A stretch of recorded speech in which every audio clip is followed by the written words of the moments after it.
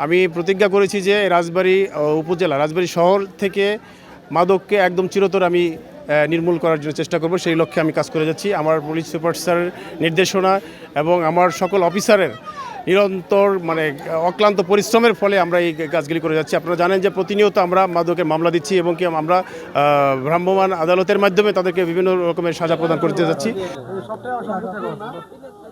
আজকের কার্যক্রম হচ্ছে এই যে এটা সম্ভবত নতুন পাড়া এলাকা। এই নতুন পাড়া এলাকায় নিউ কলোনি বলা হয়, যেটা নিউ কলোনি বলা হয়। এই নিউ কলোনি এলাকাতে আমাদের মাদকদ্রব্য আমাদের নিয়ন্ত্রণ অধিদপ্তর সহ আমাদের জেলা পুলিশ যারা আছে তাদের তত্ত্বাবধানে এখানে একটা সমন্বিত অভিযান পরিচালিত হয়েছে। সেই সমন্বিত অভিযানে 2 জন আমরা মাদক ব্যবসায়ীকে আটক করেছি এবং 2 জনকে মাদক সেবন সহ মাদক ব্যবসা কার্যক্রমে ভূমিকা রাখার জন্য তাদেরকে একজনকে 2 বছরের কারাদণ্ড বিনাশ্রম কারাদণ্ড এবং একজনকে 1 বছরের বিনাশ্রম কারাদণ্ডে দণ্ডিত করা হয়েছে।